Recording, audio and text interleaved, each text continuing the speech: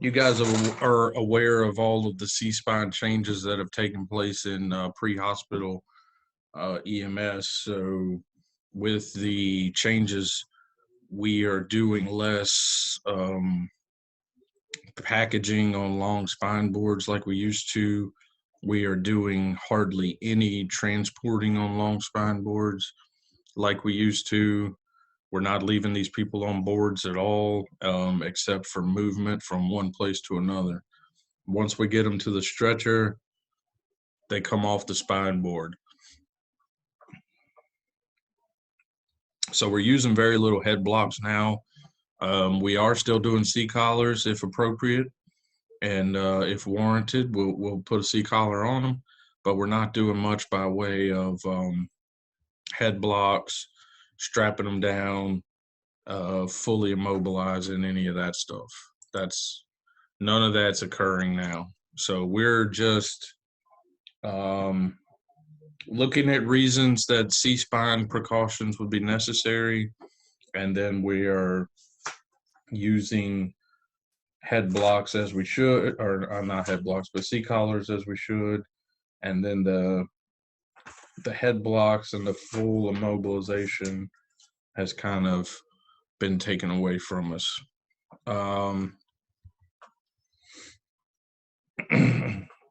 So the proper term now is spinal motion restriction. You guys have heard that term before, probably.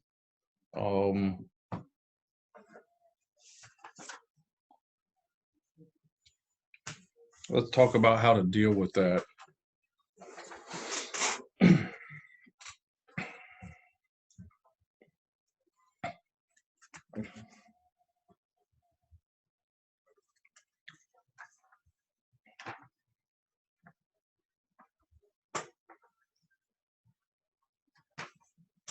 How do we know if we want to perform spinal motion restriction on our patients? Depends on the mechanism of. Okay, so what type of mechanism would fall into that category? A fall for more than 20 feet, or ejection from a vehicle. Things like that. Okay, those are a couple good ones.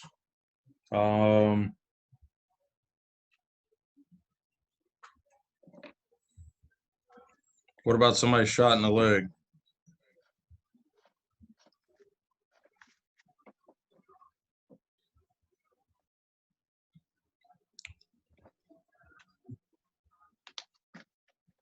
So you talking about the SMR, right? You talking about SMR, spinal, if they're the spinal motion restriction. So if they shot in the leg, unless it hit a major artery, I don't understand that one. Would that warrant spinal motion restriction?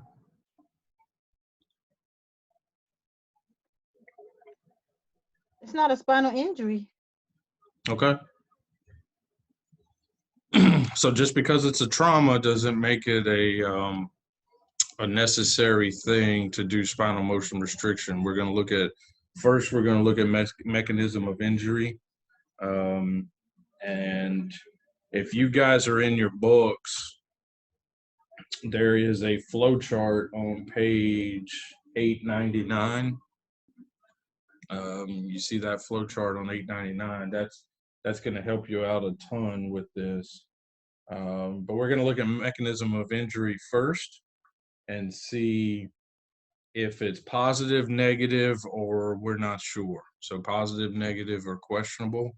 And then they have a flow of how you figure out whether or not that this is warranted. So if the mechanism of injury is negative for it, then automatically we're done and we just don't do it. If it's positive or questionable, then we'll start through the flow and we'll see if it's warranted or not. So they give you some examples of negative indication. Negative indication would be something such as a gunshot wound to the foot, a a tibial fracture from stepping in a pothole, and industrial injury to your hand, things like that that don't involve the spine or the um, C-spine area. So if it's a mechanism that it just involves a simple extremity or something like that, then it's not something that's probably going to warrant this move. If it's a positive indication, they give you a ton of examples of positive indications, from motor vehicle accidents. If you have an ejection, that's positive. Um, Death of another occupant in the vehicle is positive. A rollover, a high speed impact greater than 40 miles an hour, and then extended extrication time, bumper displacement more than 18 inches, intrusion in the passenger compartment more than 12 inches, those types of things. Pedestrian versus auto or bike or motorcycle accidents, those types of things. Um, Falls greater than 10 feet. Um, People that are unresponsive due to trauma, skull fractures or depressions. There's a ton of them on that list. So lots of positive indicators for doing this spinal motion restriction. And then we have the questionable thing, which is we're really not sure if they are if it's warranted or not. So questionable indications would be like minor motor vehicle accidents, um, falls less than 10 feet, elderly persons that fall, helmet to spine tackle if it was like a football injury, those types of things where there's some trauma there, but we're just not sure how significant the trauma is and whether or not it warrants the spinal motion restriction. So we will throw them into the questionable category, and we'll work through this flow chart to figure out if it's warranted or not. So once you figure it out, either it's negative, which means we just don't do it and we move on, or it's positive or questionable. So if it's positive or questionable, first thing is if it's a pediatric patient under 5 years old. If it is, they automatically get it. If it's not, then we're going to look at their pain. Does your neck or back hurt? If they say yes, they automatically get it. If they say no, then we go to the tenderness check. So if you run your fingers down their C-spine in the neck and then farther down their spine, is there any tenderness at any point as you're doing that? If there is, they automatically get it. If it's not, then we'll go to motor sensory deficits. If they have any motor or sensory deficits, they get the restriction, and if not, then we look and see if it's an unreliable patient. That's the last thing. Unreliable patient meaning drugs or alcohol intoxication or impairment, inability to communicate, or this last one's important, if they have a distracting injury. So what they say with distracting injuries is if they have another injury that may be causing them a lot of pain and it may be masking the spinal pain. So if it falls into, if they have any of that going on, they get it. And if they don't, then we're at the end. So if it's a positive mechanism of injury, they get it. And if it's a questionable, they don't get it. Does that make sense to you guys? Has this been implemented in your agencies? Are you guys using this on the trucks?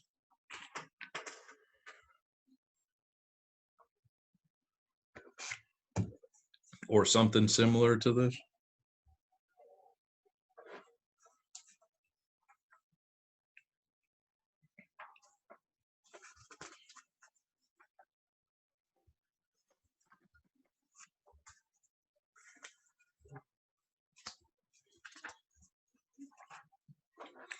Let's see. How are you, Derek? How are you guys dealing with this in Pasquotank?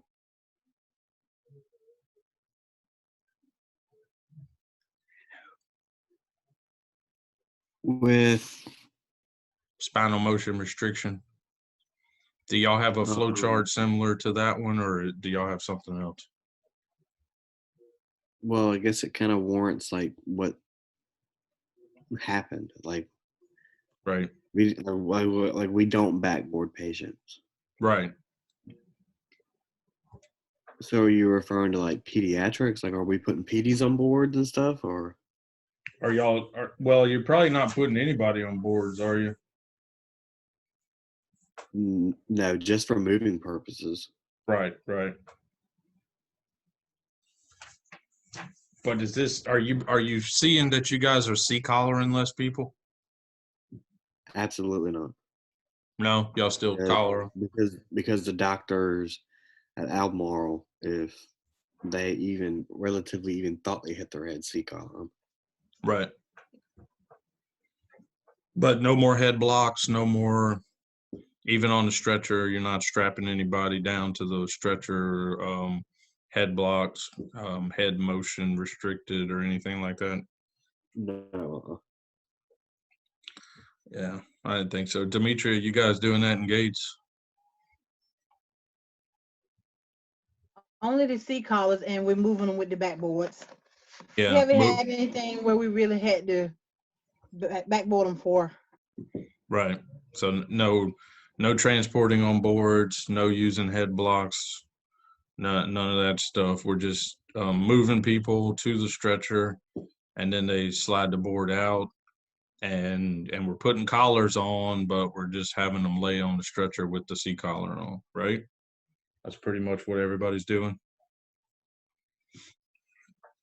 So that's a big change for us in the EMS world over the last, 2 or 3 years. This has come about. And so it's a big time difference from that full package job that we used to do on the long boards. Head blocks, C collars, strap them down, keep them there for hours, put them in a lot of pain, that sort of stuff. So we're not doing that anymore. They found out a lot of people don't lay flat on their back anyway. Their body doesn't work that way. So people have different bends, different deformities, these different spinal deformities like kyphosis and things like that. So those people, if you lay them down, even on the stretcher, you may want to do some padding with them, pad void spaces, put pillows in different spaces with their backs or their butts, and help them into a position of comfort rather than trying to straighten them out on a board when we know they're not going to lay straight anyway.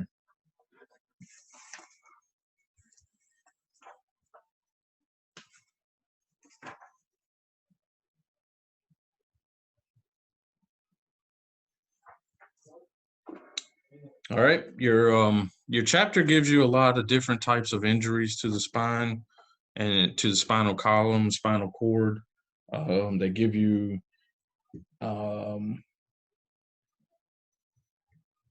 compression injuries, penetrating injuries. They put them in these different categories. So good for you to look at and read, understand those different types of injuries. And then we get into shock treatment from the spine. So spinal shock, neurogenic shock is what we're going to talk about. Neurogenic shock usually occurs after a spinal injury. And with neurogenic shock, what kind of reactions is the body having? What's going on with that type of shock? Anybody got an idea?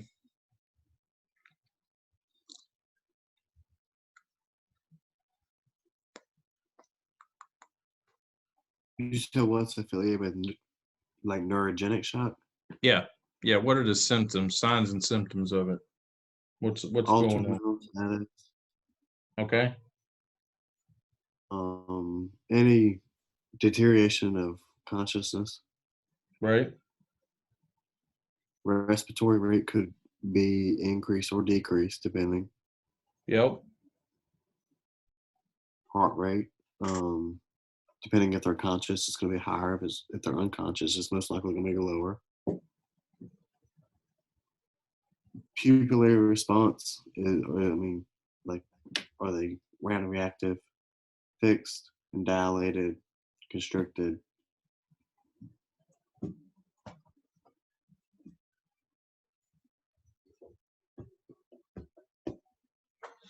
What about blood pressure?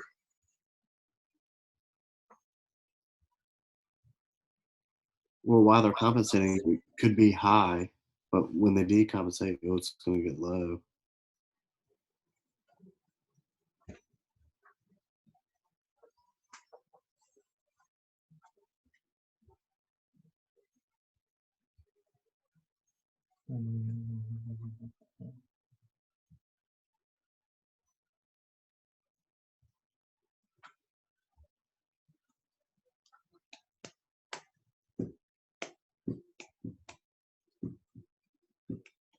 So typically in neurogenic shock, what you're going to see is you're going to see the blood vessels.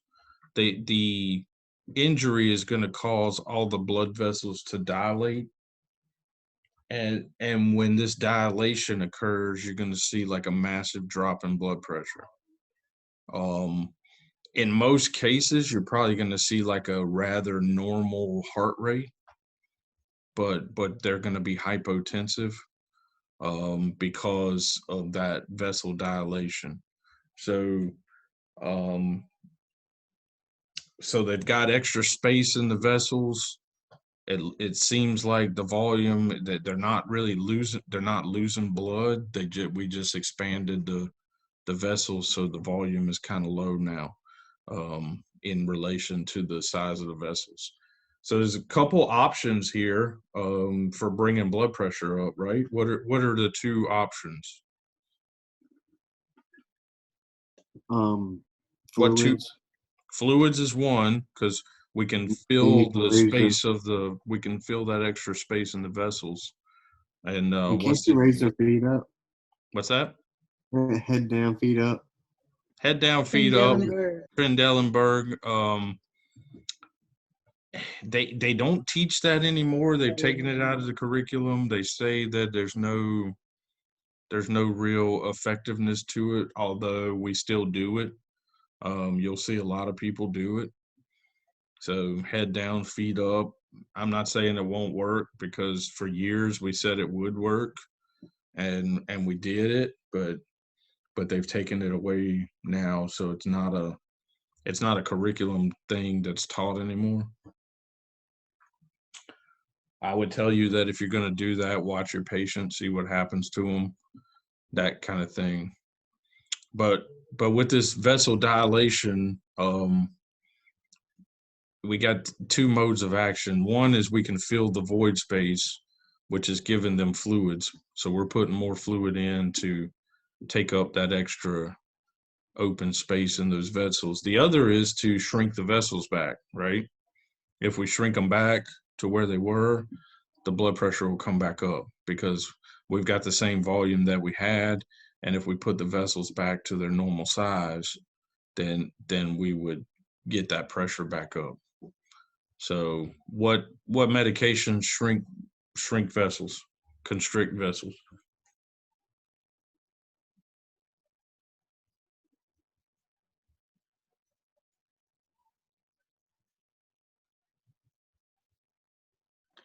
Vasoconstrictors. Yeah, what are they?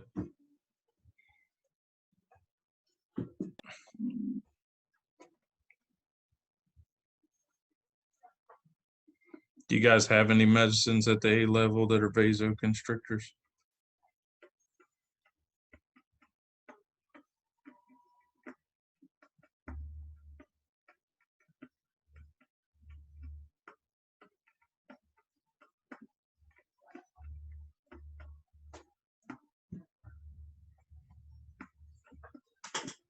Epi. Epi Yes, is a vasoconstrictor. it is.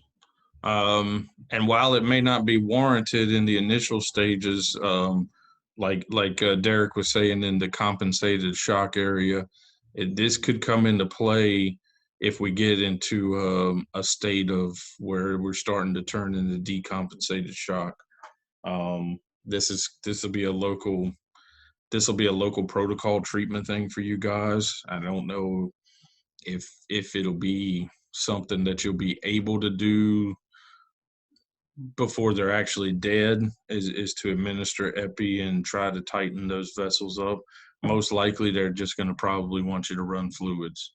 So again, with the shock treatment, it's going to be oxygen, fluids, keep them warm, manage vital signs, maintain that 65 map, and then go from there. But that is one of the medications that could be an option for you, especially if your patient's deteriorating rapidly. It is a vasoconstrictor. So if that neurogenic injury is dilating vessels, this could be a way to help combat that. So keep that in mind.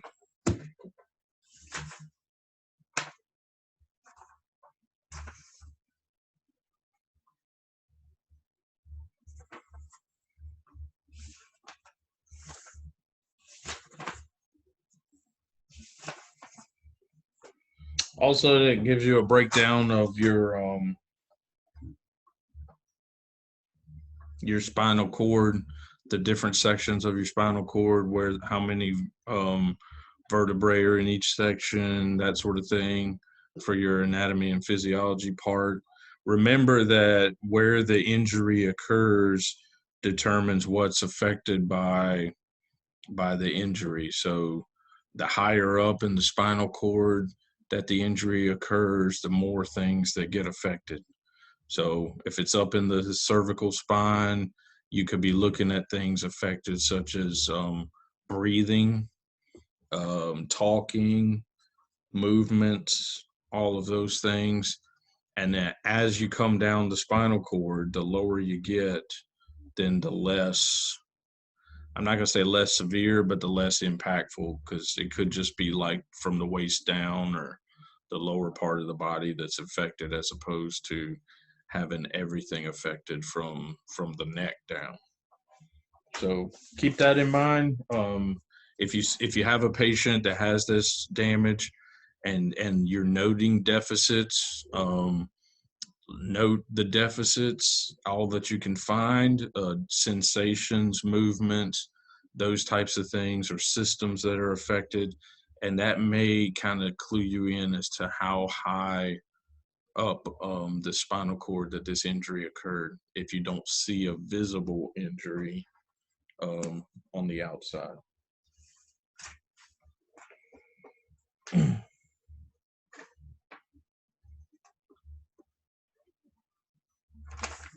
It gets into helmet removal. You guys could spend, we could spend a whole class on helmet removal. They've got different policies now and procedures, especially with football. If we get towards the late summer and fall, get back into football season, you guys will, if you're doing those football standbys and that sort of thing, they've got a whole process now on how to take football helmets and pads off from these injuries. So if you're not familiar, you can watch that. There's a bunch of YouTube videos on helmet removals you can watch and see. It takes like 3 or 4 people to do it correctly. So There's also some tools you'll need. Like if you want to get the face mask off, you're going to need a Phillips screwdriver. You can loosen those screws and get that whole face mask off without taking the helmet off. It's a bad idea. If you're going to remove the helmet, you do need to remove the shoulder pads. So make sure that you're doing both together. Don't take the helmet off and leave the shoulder pads on, because then the head flops back, because the shoulder pads hold it up off of the ground. So you'll have to do some padding underneath and that sort of thing to keep everything maintained in line. So keep that in mind as that time comes by. All right. So C-spine injuries, we're doing them a lot differently than we used to. So if you've been in this business for more than 2 or 3 years, you know the big changes that have occurred. And so we're taking a lot less practice with the immobilizing. So nobody gets fully immobilized anymore on a long spine board and left there for hours. We're not bouncing them down the road on that thing and transporting them that way. So we can move people all day long with spine boards, but once we get them to the stretcher, the board goes back in the cabinet or on the floor so that we can transport them on the stretcher. And then C-collars for sure. Try to keep them from twisting and turning with the C-collar on. They just need to lay as still as they can. And then we'll assess from there as far as injuries or potential injuries go. Any questions? All right. Chapter 41 is the environmental injuries. So with this, you get into some, this is the hot and cold stuff. So we're quickly approaching the hot season, most likely. We didn't have much of a winter, but we're going to be getting into the heat in the coming weeks and months. So with the hot and the cold, there's a philosophy that we have on how we deal with these folks. So with hot people, you want to remember that we need to cool them down, and we need to cool them down quickly. People that get overheated, they're once they get past the point of being able to regulate their own internal body temperatures and basically their thermometer breaks and they start heating up, they stop sweating, they stop cooling, and they start to overheat. We need to cool these people down, and it needs to be done rapidly. So common sense cooling things. If they're in a hot environment, get them into a cool environment. So if they're outside in the sun and the heat, put them in the shade, put them in air conditioning. Cold packs are appropriate. Cool water poured on them is appropriate. Fans are appropriate. Anything that makes sense to give them cooling. And that's what we want to do. We want to cool these people down quickly. It's the exact opposite if they're cold. So cold is the opposite of hot, and the way we do it is the exact opposite. So what we're going to do is we are going to warm these people up slowly. We want to take some warming measures, and we want to do it in a slow pace. And we do not want to agitate these people physically. We want to try to keep them still. We don't want a lot of motion, a lot of rubbing or friction or anything like that. It'll be passive warming things, blankets, hot packs, that type of stuff, warm air, heat, wet clothes off, that sort of thing, so that we can warm them up. But we're not going to rub them. We're not going to have a lot of movement with these people, because people that have hypothermia and we give a lot of movement to them, we can cause cardiac arrhythmias with them. So you'll see that when you put them on the monitor. You may see some arrhythmias in these people that have hypothermia, and you'll see the tachycardia in these people that are hot. So when you pick these heat exhaustion folks up, heat cramps, remember it's heat cramps, heat exhaustion, and then heat stroke. When you pick these up, you're going to see, you put those people on the monitor, you should see the tachycardia in these people where their body is circulating and trying to cool them off. And once that they're past that point of being able to maintain that on their own, then you're going to see systems start to fail. So temperatures are going to spike, and some other things are going to shut down. But we need to cool people off quickly, warm people up slowly. Those are the rules.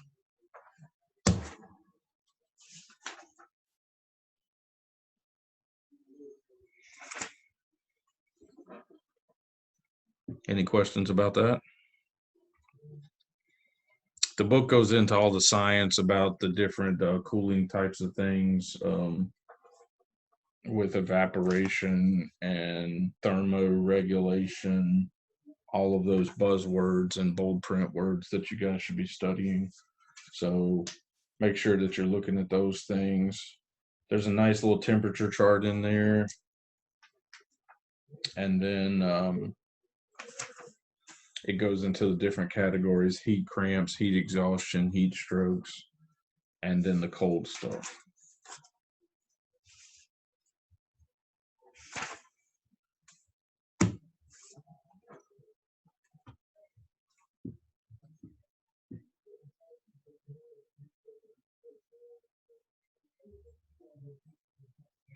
The next thing to talk about is the waters. So drownings, diving things, those types of deals. We are a region of water. We're surrounded by water in most of these counties. Lots of waterways, lots of swimming pools, that type of thing. We have a good stretch of warm weather where people are out and about. There's a lot of boat activity, kayaks, paddle boards, all of those things. So we do have the potential to have some water issues, accidents between boats hitting things, people with, injuries from that. There's a lot of water skiing, a lot of tubing behind boats. So people that are getting pulled around out there, potentials are there for injuries.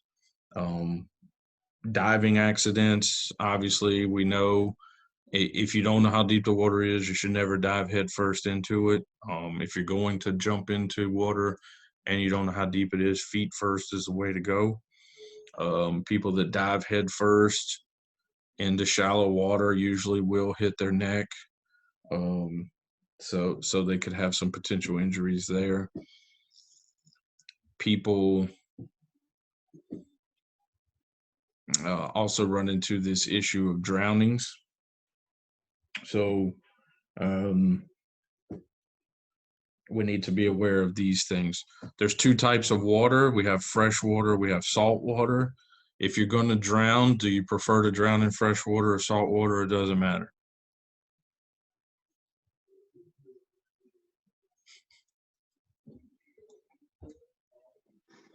I don't want to drown.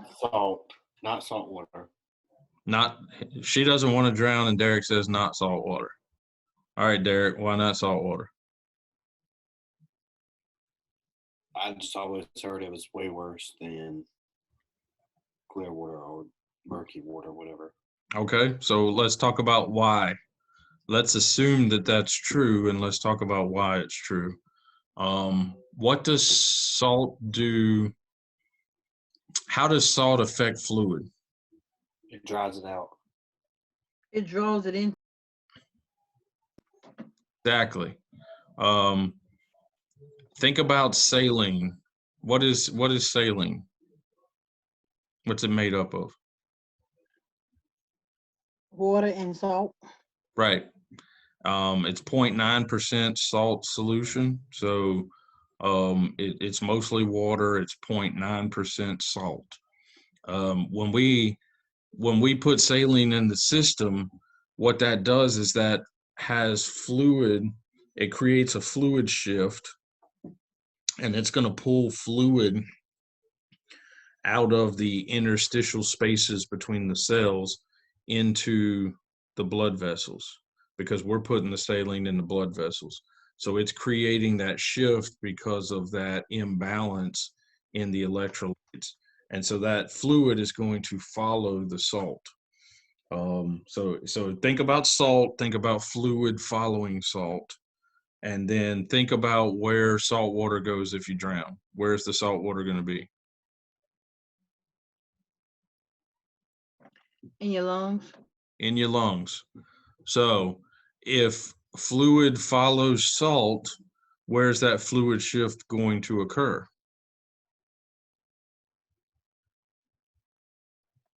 In the lungs. In your lungs. So this is what happens with people that, let's say that there is the potential either for a drowning or what they call a near drowning, where people try to drink the ocean. They get out there, they get overcome, and they swallow a lot of salt water. And once you get them taken care of, let's say it has a positive outcome, you get those guys, either they get revived or they, kind of get cleared up, cough it all up, spit it up, suction, vomit, whatever.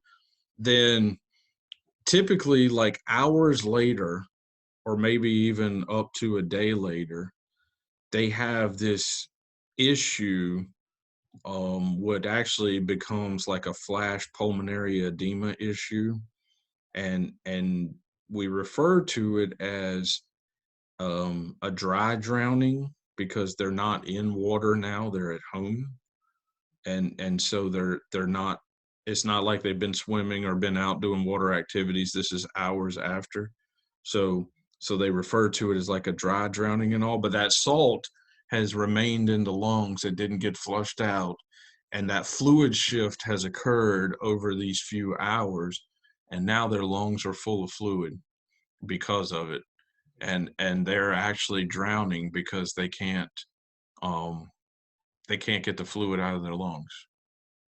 So they're pretty much having like a flash pulmonary edema episode. And they will, if untreated, they will actually drown because their lungs are full of fluid. So how would we manage that situation? CPAP. CPAP, that's a good way to start. So oxygen and CPAP to help try to push that stuff out. And then we've got to get those lungs cleaned out. If there's any salt left in there, they've got to get that out so that fluid shift doesn't continue to occur. So from a drowning standpoint, it sucks to drown, as Demetria doesn't want to. But yeah, Derek, salt water worse than fresh water. And the reason being is that salt creates this fluid movement. So we'll shift all of that stuff out of the interstitial spaces, and it'll follow wherever that salt is. If it's circulating in the bloodstream, it'll bring in more fluid into the bloodstream, which will create a blood pressure increase. And if that salt happens to be lodged up in the lungs because they, drank the ocean, then and didn't do so well, then that fluid shift is going to happen, and it's going to fill the lungs up with fluid later on. So there is the potential that they could get saved twice from the same incident. When it first happens, it's a drowning type incident or a near drowning type incident, and then later on, hours later, it could be like a dry drowning type of incident. So watch out for those things. If you run into that pulmonary edema issue, that may be part of your questioning to see if they've been in, especially in the summer months, to see if they were in a water incident earlier, within a few hours or a day, to see if that's happened to them.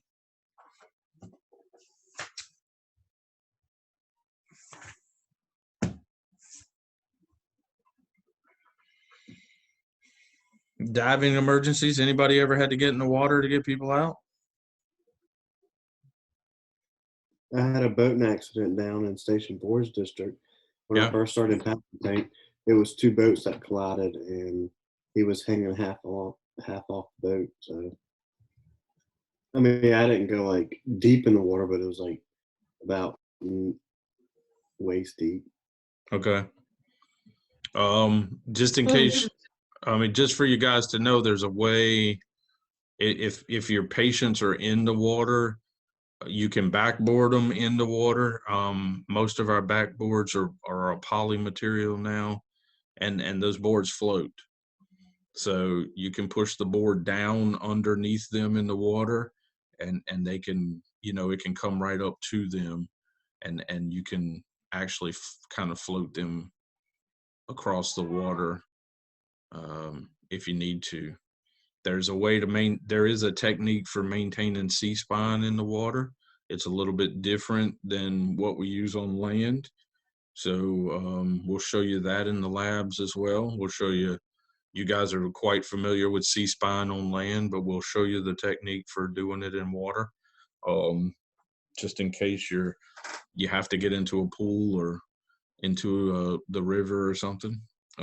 You can do C-spine with these people. You can put backboards in there and get them out. So it'll take some lifting and some extra help, but it can be done. Scene safety is a big deal there. If you can't swim, don't get in the water. Don't try to go save these people. Flotation devices, probably not on many ambulances. Not many carrying PFDs or life rings or anything like that. So leave that to the rescue folks that have it.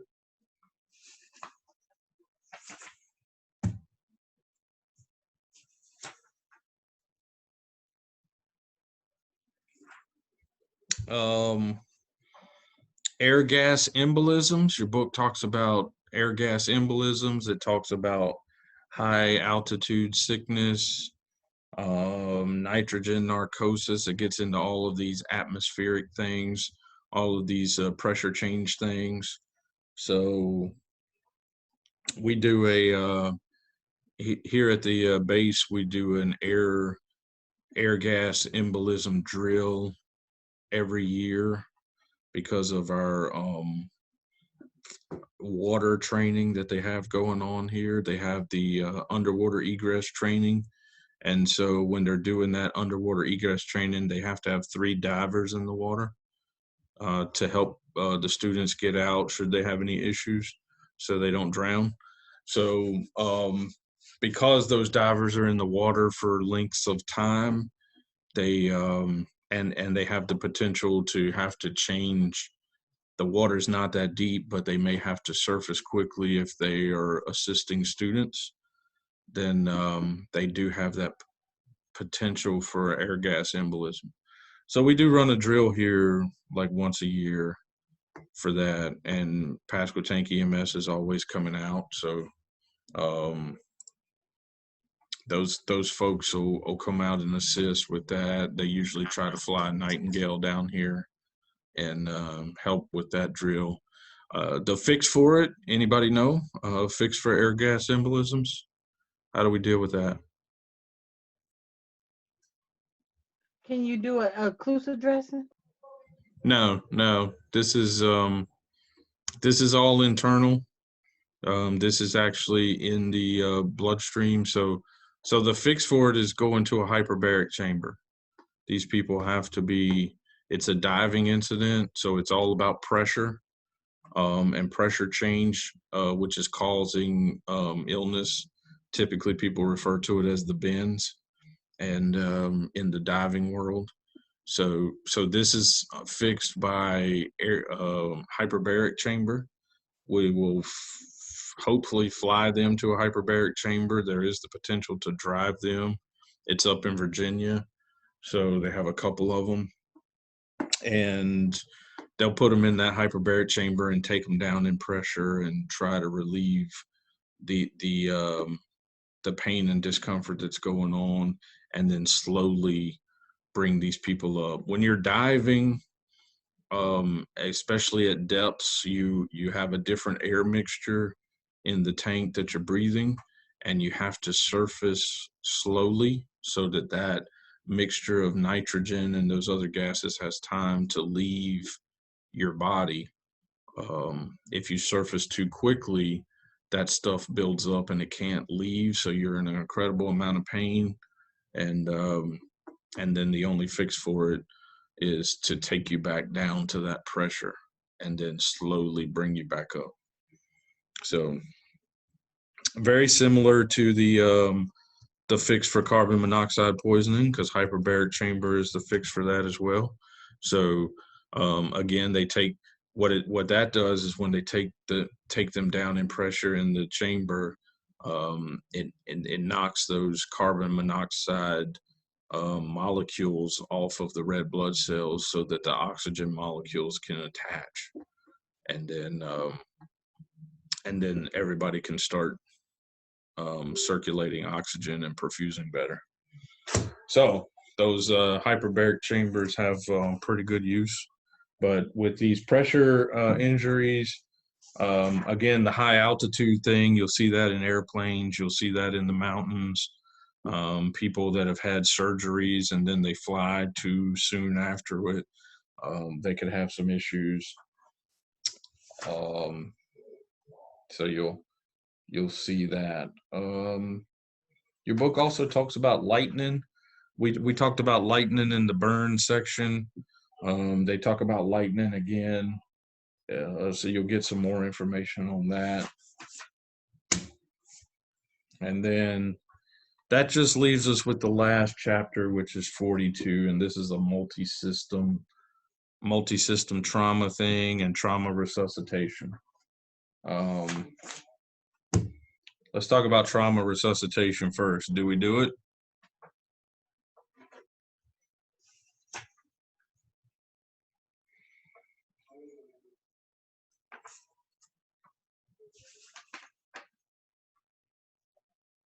Say it again, Cliff. Do we do trauma resuscitation? Anybody doing trauma resuscitations? No. Derek says no.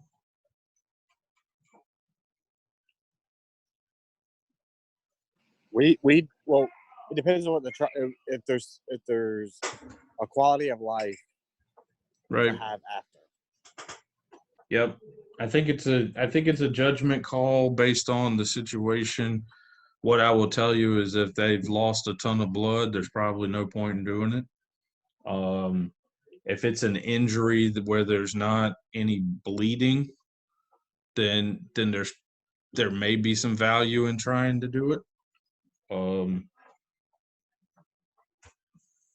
But if they're just a busted up mess, then it's probably pointless, because we have learned that if there's no blood in the system, it doesn't matter how much fluid we pump into them, they're not going to live.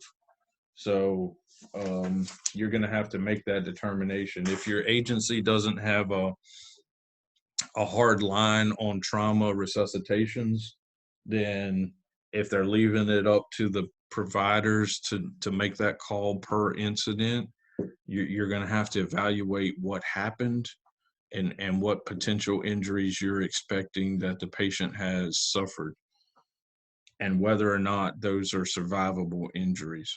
So these multi-system injuries and multi-trauma injuries,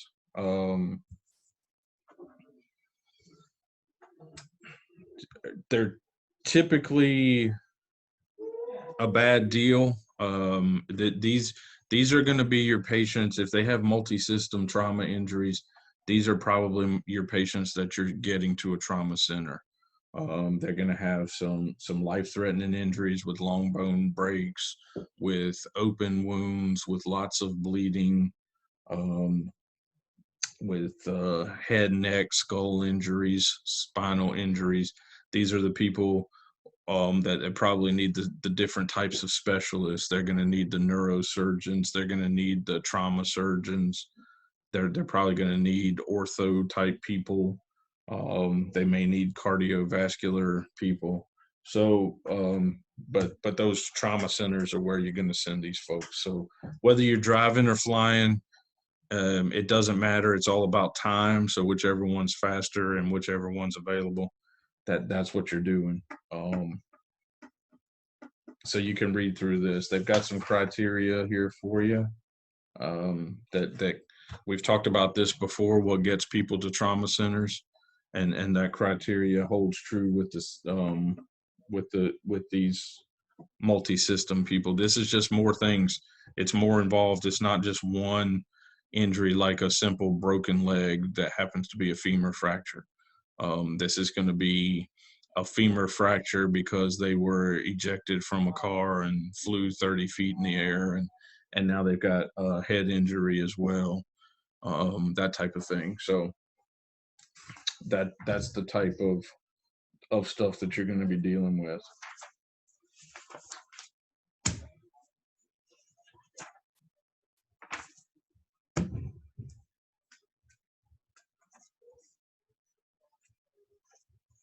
We're going to manage these patients the same as we would a simple patient, a single injury patient. From the trauma standpoint, you're going to still always going to do your ABCs and your life threats.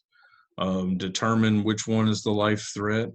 And if there's more than one life threat, fix them as you go or as fast as you can.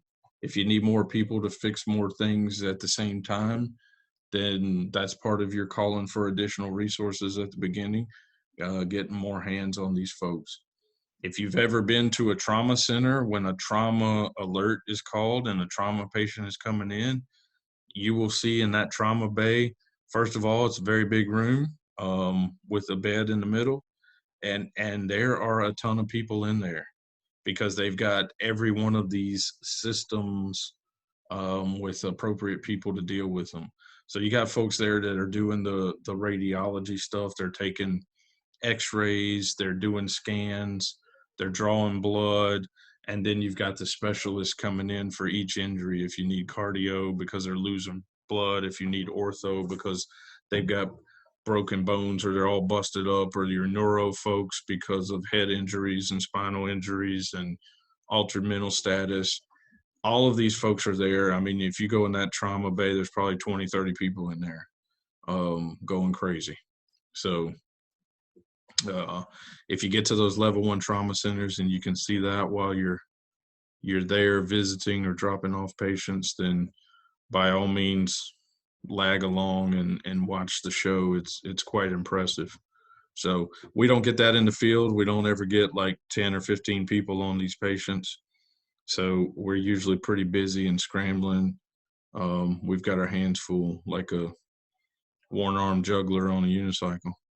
But